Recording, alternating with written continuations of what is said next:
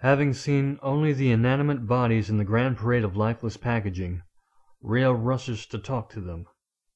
"What's going on?" he cries to a muttering monk, who conceals a yawn and replies, "It's a long time yet before the dawn." A sphinx-like crawler calls his name, saying, "Don't ask him, the monk is drunk. Each one of us is trying to reach the top of the stairs.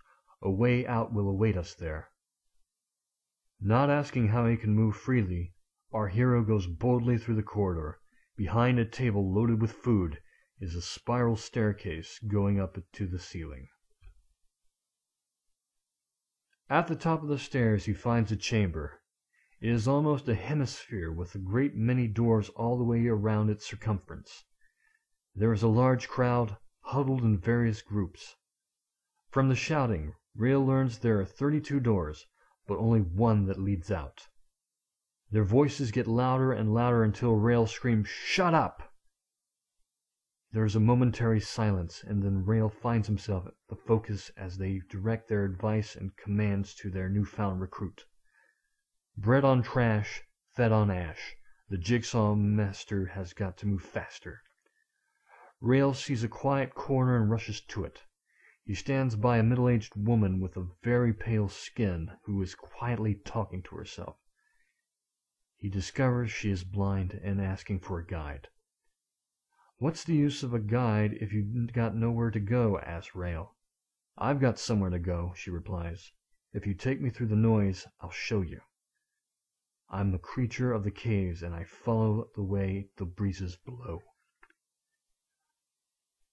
He leads her across the room, and they leave the crowd, who dismiss their departure as certain to fail.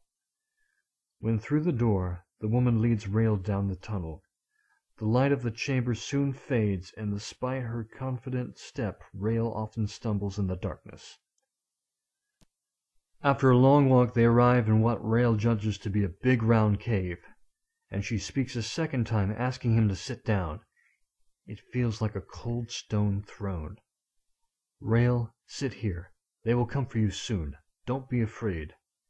And failing to explain any more, she walks off. He faces his fear once again. A tunnel is lit up to the left of him, and he begins to shake. As it grows brighter, he hears a non-metallic whirring sound. The light is getting painfully bright, reflecting as white off the walls until his vision is lost in a sort of snow blindness. He panics, feels around for a stone, and hurls it at the brightest point. The sound of breaking glass echoes around the cave. As his vision is restored, he catches sight of 2 golden globes about 1 foot in diameter, hovering away down the tunnel. When they disappear, a resounding crack sears across the roof, and it collapses all around him. Our hero is trapped once again. This is it, he thinks, failing to move any of the fallen rocks. There's not much spectacle for an underground Creole as he walks through the gates of Sheol. I would have preferred to have been jettisoned into 1,000 pieces in space, or filled with helium and floated above a mausoleum. There is no way to pay my last subterranean homesick dues. Anyway, I'm out of the hands of any pervert embalmer doing his interpretation of what I should look like, stuffing his cotton wool in my cheeks. Exhausted by all this conjecture, our hero gets the chance in a lifetime to meet his hero, Death. Death is wearing a light disguise. He made the outfit himself. He calls it the supernatural anesthetist. Death likes meeting people and likes to travel. Death approaches Rail with his special canister, releases a puff, and appears to walk away content into the wall. Rail touches his face to confirm he is still alive. He writes Death off as an illusion, but notices a thick musky scent hanging in the air. He moves to the corner where the scent is strongest, discovering a crack in the rubble through which it is entering. He tries to shift the stones and eventually clears a hole large enough to crawl out of. The perfume is even stronger on the other side, and he sets off to find its source with a newfound energy. He finally reaches a very ornate pink water pool. It is lavishly decorated with gold fittings. The walls around the pool are covered with a maroon velvet, up which honeysuckle is growing. From out of the mist on the water comes a series of ripples. 3 snake-like creatures are swimming towards Rail.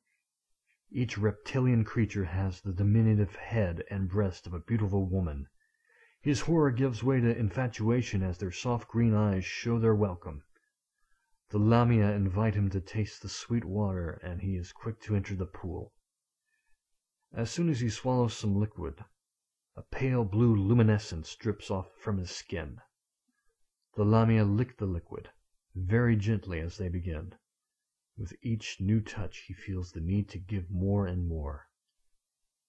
They knead his flesh until his bones appear to melt, and at a point at which he feels he cannot go beyond, they nibble at his body. Taking in the first drops of his blood, their eyes blacken and their bodies are shaken. Distraught with helpless passion, he watches as his lovers die. In a desperate attempt to bring what is left of them into his being, he takes and eats their bodies, and struggles to leave his lover's nest. Leaving by the same door from which he had come in, he finds some sort of freak's ghetto on the other side. When they catch sight of him, the entire street of distorted figures burst into laughter. One of the colony approaches him. He is grotesque in every feature, a mixture of ugly lumps and stumps. His lips slip across his chin as he smiles in welcome, and offers his slippery handshake. Rail is quite disillusioned when the Slipperman reveals that the entire colony have, one by one, been through the same glorious romantic tragedy with the same 3 Lamia, who regenerate themselves every time, and that now Rail shares their physical appearance and shadowy fate. Amongst the contorted faces of the Slippermen, Rail recognizes what is left of his brother John. They hug each other. John bitterly explains that the entire life of the Slippermen is devoted to satisfying the never-ending hunger of the senses, which has been inherited from the Lamia. There is only one escape route, a dreaded visit to the notorious Dr. Diaper, who will remove the source of the problems. Or, to put it less politely, castrate. They discuss the deceptively named escape for a long time and decide to go together to visit the doctor. They survive the ordeal and are presented with the offensive weapons in sterile yellow plastic tubes with gold chains. People usually wear them around their necks, said the doctor, handing them over. The operation does not necessarily exclude use of the facility again for short periods, but of course when you want it, you must provide us with considerable advance warning. As the brothers talk themselves through their new predicament, a big black raven flies into the cave, swoops down, grabs Rail's tube right out of his hands, and carries it up into the air in his beak. Rail calls for John to go with him, and he replies, "I will not chase a black raven. Down here you must read and obey the omens. There's disaster where the raven flies." So once more John deserts his brother. The bird leads Rail down a narrow tunnel. He seems to be allowing him to keep at a closed distance. But as Rail thinks he might almost catch hold of the bird, the tunnel opens and finishes at an enormous subterranean ravine. Casually, the raven drops his precious load into the rushing waters at the bottom. It's enough to drive a poor boy raven mad. Seeing the dangers of the steep cliff, our courageous hero stands impotent and glowers. He follows a small path running along the top, and watches the tube bobbing up and down in the water as the fast current carries it away. However, as he walks around a corner, Rail sees a skylight above him, apparently built into the bank. Through it he can see the green grass of home. Well, not exactly. He can see Broadway. His heart, now a little bristly, is shaken by a surge of joy, and he starts to run, arms wide open, to the way out. At this precise point in time his ears pick up a voice screaming for help. Someone is struggling in the rapids below. It's John. He pauses for a moment, remembering how his brother had abandoned him. Then the window begins to fade. It's time for action.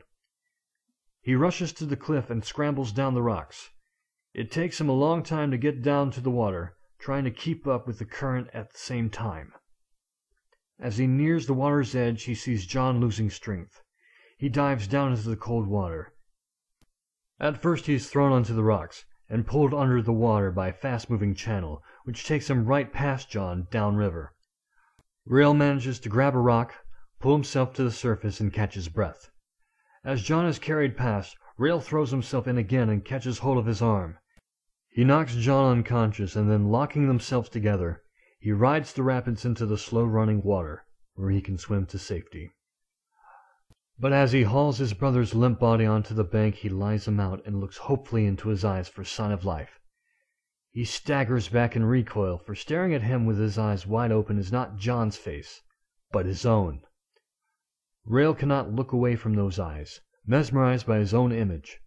In a quick movement, his consciousness darts from one face to the other, then back again, until his presence is no longer solidly contained in one or other. In this fluid state he observes both bodies outlined in yellow and the surrounding scenery melting into a purple haze.